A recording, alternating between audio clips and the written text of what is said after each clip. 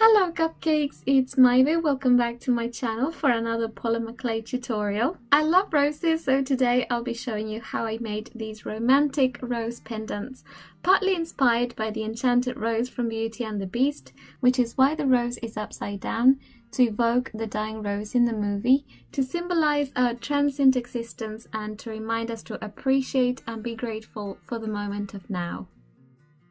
To make the stem, I initially tried using florist wire because it's already green, so you don't need to paint it.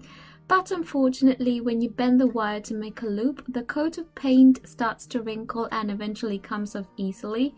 So I wouldn't recommend using this type of wire for jewelry, but it would be okay to use in miniatures, seeing as you wouldn't be wearing them and rubbing the paint off. Do you remember my winter berries bracelet tutorial when I told you not to throw the trimmings of wire away? Well, guess what? I'll be using those. So I made a loop at the end of the wire, but you can also use eye pins if you have those. For the petals, I mixed translucent polymer clay and red, so they allowed a little bit of light through and they looked more realistic. But you can use any color you like. I cut lots of pieces and flattened them like little pancakes, and to lift them up, don't use your fingers, just slide the blade underneath. Next, I dabbed a little Fimo liquid on the end of the wire and added a small amount of clay.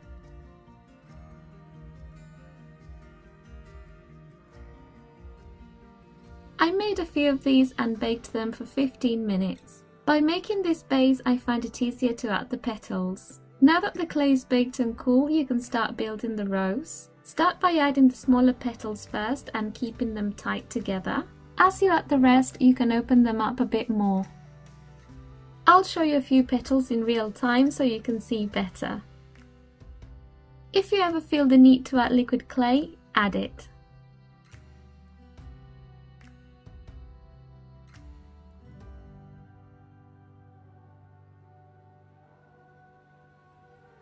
Whenever I add a new petal, I like to overlap it on the joint of the previous two. And once I start adding the outer petals, I like to use my fingers and nail to add movement to the edges.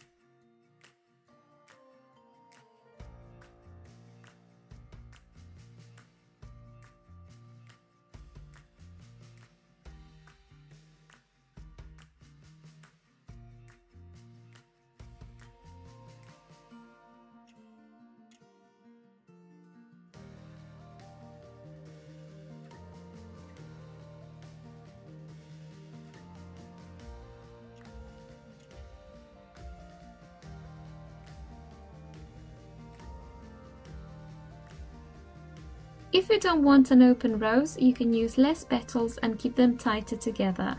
Make as many roses as you want and bake them for 15 minutes. Once the roses were cool, I added the sepals using green clay and bonding them to the roses with Fimo liquid.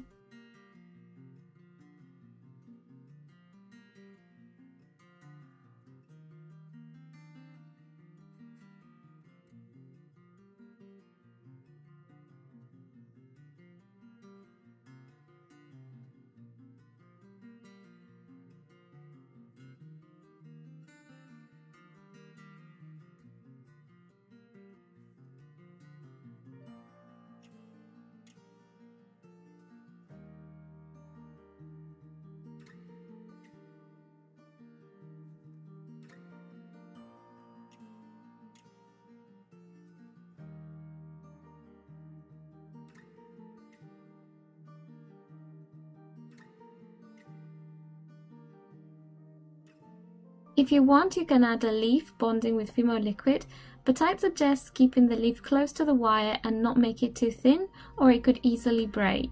Then you want to bake them again for 30 minutes. I didn't glaze my roses, but if you want to add a bit of shine or paint, then you can.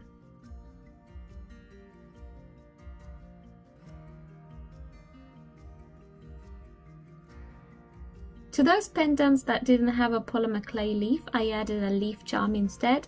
Which one do you like best? I really hope you liked this tutorial. I think they're perfect as Valentine's Day gifts or any other day really, because every day is a good day to tell someone that you love them.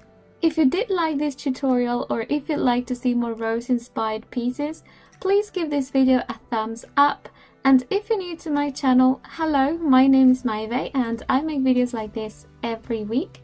So go ahead and subscribe so you don't miss any. Thank you all so much for watching. Have a crafty weekend and I'll see you all soon. Bye. Ciao, ciao.